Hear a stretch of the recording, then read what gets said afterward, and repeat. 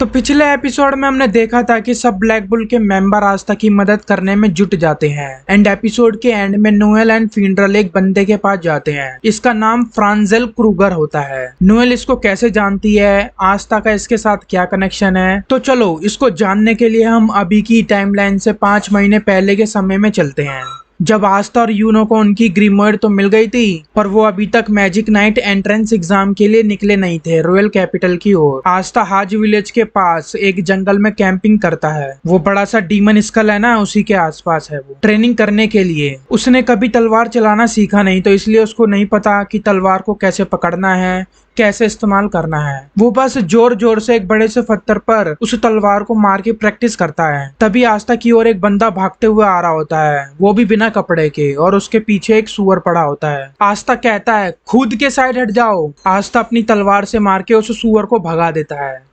ये वही बंदा फ्रांजेल है जिसके पास नोएल एंड फिनरल पिछले एपिसोड में गए थे। ये बंदा नदी में फिशिंग कर रहा था एंड वो सुअर के इलाके में चला गया गलती से, और वो सुअर इसके पीछे लग जाते हैं। फ्रांजेल का पेट गुटर गुटर कर रहा होता है एंड वो आस्था का पकाया हुआ खाना खाने लगता है। वो खाने की काफी तारीफ करता है पर उसको ये भी नहीं पता होता कि ये क्या है। वो बस उसको खाता जाता है जल्दी जल्दी और उसके मुंह में अटक जाता है खाना। आस्था उसको पानी देता है। फ्रांजेल पीता है और कहता है ये क्या चीज है। जो भी था काफी कड़वा था। आस्था बोलता है ये है मोगुरु लीफ जूस। आस्था इस मोगुरु लीफ जूस को अक्सर पिया करता था। उसको लगता था कि इसे पीने से उसके अंदर जादू आ जाएगा। आस्था पूछता है कि तुम नंगे क्यों घूम रहे हो। वो बोलता है क्योंकि मैं नहीं चाहता था कि मेरे कपड़े भीग जाएं, गीले हो जाएं। मैं फिशिंग कर रहा था ना नदी में। फ्रांजेल का पेट भर जाता है एंड वो उसके बाद वो आस्था को कहता है तुम मेरे घर चल सकते हो, मैं तुमको थैंक यू बोल सकूंगा मेरी मदद करने के लिए। वो उस बंदे के घर जाते हैं। आस्था कहता है मैंने कभी नहीं सोचा था कि इस जंगल में ऐसा कोई घर भी होगा। थोड़ी देर बाद आस्था अपनी एंटी मैजिक स्वॉर्ड दिखाता है फ्रांजेल को। वो बोलता है ये मेरे लिए नया है, मैंने ऐसा पहले कभी कोई चीज नहीं देखी जो मैजिक को नलीफाई कर सके। आस्था कहता है हाँ मेरे लिए भी ये चीज नहीं है और यही मेरे को मैजिक नाइट एंट्रेंस एग्जाम में पास करवाएगी, इसलिए मैं यहाँ जंगल में कैंपिंग कर रहा हूँ ट्रेनिंग करने के लिए। वैसे तुम इधर क्या कर रहे हो ओल्ड मैन। फ्रांजेल कहता है ओल्ड मैन मैं तो सिर्फ अभी 28 साल का हूँ। आस्था कहता है सिर्फ 28 के, पर दिखने में तो तुम काफी बूढ़े लगते हो। फ्रांजेल इधर पहाड़ों में, इधर जंगलों में किसी का वेट कर रहा है। ज़ेल आस्था को बोलता है तुम इधर ट्रेनिंग करने के लिए कैंपिंग कर रहे हो ना, तो क्यों ना तुम मेरे साथ रह लो जब तक तुम ट्रेनिंग कर रहे हो। आस्था कहता है सच में, मेरे को लगता है कि तुम मेरे हॉट स्वीट पोटैटोज खाने की सोच रहे हो, इसलिए मेरे को अपने साथ रहने को बोल रहे हो ताकि मैं तुमको खाना बना बना के देता जाऊं और तुम खाते जाओ। ज़ेल कहता है आपको दूसरों के साथ अपनी मुलाकात और संबंधों को संजोकर रखना चाहिए। तुमको दोस्ती को रिस्पेक्ट देनी चाहिए। वे एक दिन दूर हो सकते हैं लेकिन वे सभी अनुभव हैं जो तुम्हारे दिल में बनते हैं, मतलब ये हमारे दिल को बिल्डअप करते हैं। आस्था सोचने लगता है कि अगर यूनो होता तो वो क्या कहता। यूनो तो सीधा ही मना कर देता, वो बहुत सस्पिशियस होता, शक करता, पर आस्था उसका उल्टा करता है। वो ज़ेल के साथ रहने के लिए हाँ कर देता है। आस्था ट्रेनिंग करता है खुद से ही, पर वो तलवार को अच्छे से नहीं चला पाता। ज़ेल कहता है क्योंकि तुम अपने पैरों पे पर्याप्त जोर नहीं डाल रहे हो। तुम जैसे ही तलवार चलाते हो तुम दूसरा वार करने की कोशिश करते हो जल्द से जल्द, और ये काम नहीं कर रहा। सही कहा ना मैंने, तुम अपना बैलेंस खो देते हो। हमेशा सुनिश्चित करें कि तुम्हारे पैर की उंगलियां उसी दिशा में हो जिस दिशा में तुम्हारी तलवार हो। कहने का मतलब जिस दिशा में तुम हमला करना चाहते हो उसी दिशा में तुम्हारे पैर हो, और अपने सीधे पैर को आधा कदम आगे रखो अपने उल्टे पैर के सामने। आस्था अपनी तलवार अच्छे से चला पाता है जब वो बिल्कुल वैसा ही करता है जैसा ज़ेल उसे कहता है। आस्था कहता है क्या तुम भी तलवारगिरी करते हो क्या। ज़ेल कहता है जो मैं करता हूँ वो एक्चुअली में तलवारबाजी नहीं होती, मतलब होती है पर वो एक तरह से तलवार नहीं होती जो मैं इस्तेमाल करता हूँ। वो एक डंडी उठाता है और अपना मैजिक यूज करता है। उसका विंड मैजिक एक तलवार का आकार ले लेता है और इसी से वो थोड़ा बहुत तलवारबाजी करना सीखता है। आस्था बोलता है प्लीज मेरे को भी सिखा दो, जो भी तुम मेरे को सिखाओगे वो मेरा बहुत काम आएगा, प्लीज प्लीज प्लीज। ज़ेल हाँ कर देता है। आस्था खुशी के मारे झूम रहा होता है। So cool. ज़ेल कहता है पर मेरी एक शर्त है। वो आस्था से पूछता है कि तुम ताकतवर क्यों बनना चाहते हो। आस्था कहता है विज़र्ड किंग बनने के लिए। ज़ेल कहता है ओह अच्छा। आस्था बोलता है क्या तुम हंसोगे नहीं मेरे ऊपर, क्योंकि ये नामुमकिन है। जिस तरह से सब हंसते हैं तुम नहीं हंसोगे। ज़ेल बोलता है ये पता कैसे चलेगा कि मुमकिन है या नहीं जब तक तुम कोशिश ही नहीं करोगे। ज़ेल आस्था से कहता है जो भी मैं तुमको सिखा रहा हूँ और जो सिखाऊंगा उसको तुम सिर्फ अपने सपनों को पूरा करने में इस्तेमाल करोगे, ना कि किसी कमजोरों को चोट पहुंचाने में। आस्था बोलता है प्रॉमिस। तो डील पक्की हो जाती है। जैल उसको ट्रेनिंग देना चालू कर देता है। शाम को डिनर करते समय जैल आस्था से कहता है कि तुम फैंटेस्टिक हो, तुम्हारा डिफेंस और ऑफेंस दोनों मस्त है, तुम्हारा फुटवर्क भी इम्प्रूव हो रहा है। आस्था कहता है तुम इतने तो ताकतवर हो तो तुम उस सुअर से खुद क्यों नहीं लड़े। जैल बोलता है क्योंकि मेरे पास मेरी ग्रिमोयर नहीं थी उस टाइम, बिना ग्रिमोयर के मैं अपना मैजिक यूज करके स्वॉर्ड नहीं बना सकता, और हाँ मैं कोई बड़ा ताकतवर नहीं, मेरी स्किल इतनी एडवांस नहीं है। आस्था कहता है पर तुम एक गुड टीचर हो। जैल बोलता है कि पहले मैं टीचर हुआ करता था, मैंने कम से कम 100 से ज्यादा बच्चों को पढ़ाया है और उन सभी में से तुम सबसे ज्यादा तेजी से प्रोग्रेस कर रहे हो, अगर रैंक देनी हो तो तुम टॉप 3 में होगे। एंड देन जैल अपने आप में ही कहने लगता है कि नहीं, शायद टॉप 2 में। पहले वाले को काउंट नहीं करना चाहिए क्योंकि वो तलवार को एक तलवार की तरह इस्तेमाल ही नहीं करता था। खैर छोड़ो, अगर तुम एक मैजिक नाइट बन भी गए तब भी तुम एक अच्छे तलवारबाज के रूप में जाने जाओगे, तुम एकदम बढ़िया कर रहे हो। आस्था कहता है ओ अच्छा, तो चलो दोबारा से ट्रेनिंग करें। खाने के बीच में वो ट्रेनिंग के लिए भाग जाता है। कुछ दिनों तक वो ट्रेनिंग करते ही रहते हैं। फिर एक दिन मैरिएला नाम की एक लड़की जैल के पास आती है। ये उसकी स्टूडेंट है एंड वो जैल की फियांसे को ढूंढने में मदद कर रही है। आस्था कहता है अगर तुमको अपने फियांसे को ढूंढना ही है तो तुम खुद क्यों नहीं ढूंढते। जैल कहता है मैं ऐसा नहीं कर सकता, अगर मैंने ऐसा किया तो दुश्मनों का ध्यान मेरी ओर आ जाएगा और ये बिल्कुल भी अच्छा नहीं होगा मेरे लिए और मेरी फियांसे के लिए। आस्था मैरिएला से कहता है आई एम आस्था फ्रॉम हाज विलेज एंड ये ओल्ड मैन मेरी ट्रेनिंग करने में मदद कर रहा है।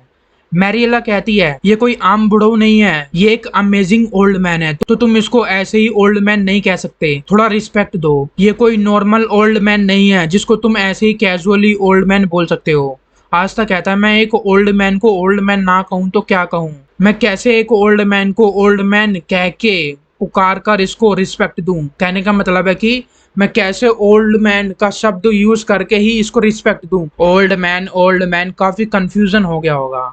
खैर जाने दो, इतना इंपॉर्टेंट सीन नहीं है ये। अगर तुमको समझ आ गया तो कमेंट में ओल्ड मैन लिखकर स्पैम कर दो। फ्रांजेल मैरिएला से पूछता है कि तो कहाँ है डोमिनांटे। वो बोलते हैं आई एम सॉरी, पर शायद वो मर चुकी है। उसके बाद फ्रांजेल आस्था को बहुत कुछ बताता है कि वो और उसकी फियांसे डायमंड किंगडम की फौज से बिलोंग करती है। वो दोनों डायमंड किंगडम की फौज का निर्दयी व्यवहार सह नहीं पाए और वो वहां से भागने लगे, पर असैसिन्स ने उनका पीछा नहीं छोड़ा, दुश्मन लोगों ने उनका पीछा नहीं छोड़ा। डोमिनांटे और फ्रांजेल बिछड़ जाते हैं जब उनका पीछा हो रहा था। उसके बाद मैरिएला फ्रांजिल की मदद कर रही है उसकी फियांसों को ढूंढने में। फ्रांजिल छुपा रहता है क्योंकि उसको डर था कि अगर कोई भी गलती से उसे देख ले तो दुश्मन चौकन्ने हो जाएंगे और आसपास डोमिनांटे जहां भी जिंदा होगी वो भी खतरे में आ जाएगी, इसीलिए वो छुपा रहता है और मैरिएला उसकी फियांसों को ढूंढ रही है। वो फ्रांजिल को डोमिनांटे की छड़ी देती है, ये कहते हुए कि ये उसी जगह पड़ी हुई मिली थी मुझे जहां तुमने कहा था कि उन दुश्मनों ने हमला किया था तुम लोगों पर, और उधर ही मेरे को थोड़ा सा खून पड़ा हुआ दिखाई दिया था। फ्रांजिल कमरे में जाता है ये कहते हुए कि मेरे को थोड़ी देर अकेला रहना है। वो उस छड़ी से कोई जादू टाइप करता है डोमिनांटो को याद करने के लिए। थोड़ी देर में उस रूम में मैरिएला आती है और कहती है मेरे को माफ करना पर मेरे को कुछ जरूरी बात करनी है। तुमको वो पल याद है जब तुमने मुझे और बाकियों के स्टूडेंट को भागने में मदद की थी। फ्रांजिल स्माइल करता है और कहता है हाँ, कैसे हैं सब लोग। मैरिएला फ्रांजिल के पीठ पीछे छुरा भोंक देती है और कहती है सबको डायमंड किंगडम ने मार दिया, सिर्फ मैं ही जिंदा बची हूँ। फ्रांजिल उस छुरे को बाहर निकालते हुए जैसे ही पीछे मुड़ता है बचने के लिए कई सारे असैसिन्स फ्रांजिल को पकड़ लेते हैं। फ्रांजिल कहता है तुम ये क्या कर रही हो। मैरिएला कहती है कि अब ये मेरा काम है, मैं डायमंड किंगडम को इन्फॉर्मेशन देती हूँ और दल बदलुओं को मारने का काम करती हूँ। चिंता मत करो, मैं तुमको अभी नहीं मारूंगी, मेरे को ऑर्डर्स मिले हैं तुमको जिंदा पकड़ने का। और हाँ, ये पूरा घर चारों ओर से घिरा हुआ है तो बिल्कुल भी भागने की कोशिश मत करना। एक मेज वॉरियर अपने अंतिम अवस्था में पहुंच चुका है एंड डायमंड किंगडम को तुम्हारी जरूरत है उस बंदे में एडजस्टमेंट करने के लिए ताकि वो प्रॉपरली काम कर सके। फ्रांजिल कहता है कि उस लड़के का नाम मार्स है, इस तरह से बात करना बंद करो कि वो एक हथियार है। फिर आस्था उधर आता है चिल्लाते हुए, दरवाजा तोड़ते हुए। आस्था कहता है कि ओल्ड मैन तुम ठीक हो, और तुम मैरिएला तुम उसके लिए ग्रेटफुल नहीं हो जो ओल्ड मैन ने तुम्हारे साथ किया। मैरिएला कहती है मैं हूँ, मैं आज सरवाइव कर पाई हूँ क्योंकि मुझे फाइटिंग टेक्निक आती है, इसने ही मुझे फाइटिंग कॉम्बैक्ट सिखाया और इसलिए मेरे मन में इसके लिए काफी रिस्पेक्ट है, तभी मैं इसको रिस्पेक्ट से बुलाती हूँ, तुम्हारी तरह नहीं हूँ और मैं तुम्हारी तरह कभी इसको नहीं बुला सकती ओल्ड मैन उस तरह से बोल के। आस्था कहता तो फिर क्यों तुम ये सब कर रही हो। मैरिएला कहती है अगर मैं इन सब के बारे में चिंतित रहूंगी ना तो मैं अपना काम नहीं कर पाऊंगी और अब मैं डायमंड किंगडम के लिए काम करती हूँ। तुम्हारे लिए यही सही होगा कि तुम इन सब में ना पड़ो, तुम ऐसे बंदे के लिए मरना नहीं जाओगे जिसको तुम जानते भी नहीं हो। आस्था कहता है पर मेरे को लगता है कि मैं उसको जानता हूँ अच्छे से। फ्रांजिल कहता है मैरिएला सही कह रही है, उसकी बात मानो आस्था। तुमने मेरे से प्रॉमिस किया था ना कि जो मैं तुमको सिखाऊंगा वो तुम सिर्फ अपने सपनों को पूरा करने में इस्तेमाल करोगे। तुम ये सब एक अनजान बूढ़े आदमी को बचाने के लिए नहीं करो, ये गलत है। आस्था कहता है पर तुम मेरे लिए कोई अनजान बूढ़े आदमी नहीं हो। फ्रांजिल कहता है मैं बूढ़ा जरूर हूँ पर मैं ये अपने आप संभाल सकता हूँ। आस्था बोलता है पर तुम घायल हो, खून आ रहा है। फ्रांजिल कहता है मैं अपने आप से वादा करता हूँ कि मैं इधर नहीं मरूंगा, सो तुम जाओ और यहाँ से भाग जाओ। आस्था कहता है मरना मत, प्रॉमिस करो कि तुम नहीं मरोगे जब तक मैं तुमको अगली बार जिंदा ना देख लूं। आस्था वहां से चला जाता है एंड थोड़ी देर बाद आस्था वापस भागते हुए आता है और उन असैसिन्स, उन दुश्मनों को ढेर करने लगता है। फ्रांजिल कहता है आस्था प्लीज मेरे को अकेला छोड़ दो, मुझे कोई फर्क नहीं पड़ता कि अब मेरे साथ क्या हो, मैंने उम्मीद छोड़ दिया जीने की, अब कोई वजह ही नहीं बची है मेरी जिंदा होने की। आस्था कहता है बिल्कुल नहीं, तुमको कोई वजह चाहिए जीने के लिए, जिंदगी तुमको ऐसे कोई वजह नहीं देगी जीने के लिए, तुम्हें वजह ढूंढनी होगी अपने लिए जीने के लिए। उसमें मेहनत लगती है, बहुत काम लगता है, बहुत काम करना पड़ता है। अगर तुम समझ गए तो उठो और मेरी मदद करो इन दुश्मनों को मारने में। आस्था दुश्मनों से लड़ रहा होता है और कई सारों को तो वो ढेर भी कर चुका है। फिर फ्रांजिल अपने जादू से बहुत सारे दुश्मनों को एक ही बार में ढेर कर देता है और आस्था से कहता है सॉरी वो बेकार से क्षण के लिए, अब मेरे को अच्छा महसूस हो रहा है। मैरिएला आस्था पर हमला करती है पर आस्था उसके मैजिक को नलीफाई कर देता है। कई सारे दुश्मन आके आस्था और फ्रांजिल को घेर लेते हैं। आस्था कहता है हे ओल्ड मैन, क्या तुमने हार मान ली?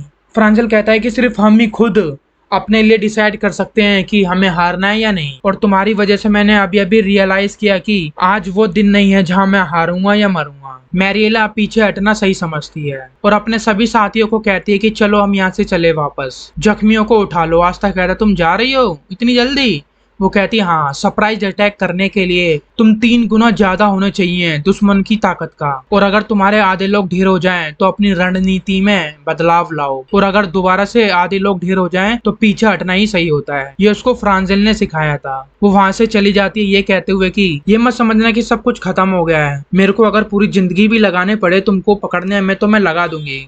फ्रांजिल कहता है ठीक है, आज से मैं भागना छोड़ रहा हूँ, अब मैं कायर की तरह नहीं रहूंगा, डोमिनांटे जिंदा होगी और वो जहाँ भी होगी मैं उसको ढूंढ लूंगा। आस्था कहता है तुमने सुना मैरिएला, तुमको पूरी जिंदगी भर इस ओल्ड मैन से लड़ना पड़ेगा इसको पकड़ने के लिए। एपिसोड के एंड में हमें दिखाया जाता है कि आस्था कहता है तुम जा रहे हो इतनी जल्दी? फ्रांजिल कहता है कि हाँ मैं जा रहा हूँ, मुझे डोमिनांटे को ढूंढना है और जैसे ही वो मिल जाएगी मैं अपने गलत कामों के लिए प्रायश्चित करूंगा। मैंने अभी सोचा नहीं कि मुझे किस तरह के अच्छे काम करने होंगे प्रायश्चित करने के लिए, पर इतना पता है कि जितना मैंने गलत काम किया है उसके लिए मुझे काफी साल लग जाएंगे, इसलिए मैं अभी मर नहीं सकता। थैंक्स टू यू मैं ये बात समझ पाया। फ्रांजिल वहां से जाने लगता है। अगर उसने और थोड़ी देर बातें करी तो वो इमोशनल हो जाएगा और गुड बाय बोलने में दिक्कत आएगा। आस्था कहता है क्या तुम ऐसे ही चले जाओगे? वो बोलता है समय सबके लिए अलग अलग बीतता है, जो कुछ करने के लिए कोशिश करते हैं उनके लिए समय अलग तरह से बीतता है और जो कुछ नहीं करते उनके लिए अलग तरह से। तो मैं अपना समय बचाना चाहता हूँ,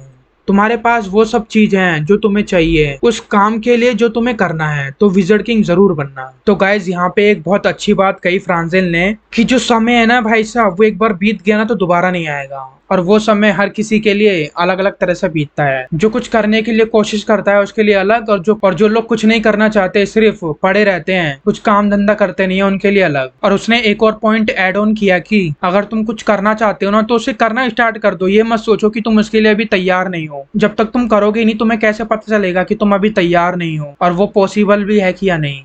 बस करना स्टार्ट कर दो, भले ही चाहे कितना भी टाइम लगे। तो अब हम अपने एपिसोड पर वापस आते हैं। आस्था अपनी विलेज की ओर वापस जाने लगता है और थोड़ी देर बाद ही फ्रांजिल आस्था के पास भागते हुए आता है। उसके पीछे एक सुअर लगा होता है और वो आस्था से कहता है तुमको एक अंतिम चीज सिखानी बाकी है, तो इस सुअर को मार के बचा लो मेरे को प्लीज। आस्था कहता है तुम खुद ही इस सुअर से छुटकारा पाओ, और तुम दोबारा से नंगा होके क्यों घूम रहे हो? भाई इस बंदे को नंगा घूमने का बहुत शौक है यार। आपका क्या ख्याल है इस फ्रांजिल के बारे में? बंदा जब देखो नंगा ही घूमता रहता है।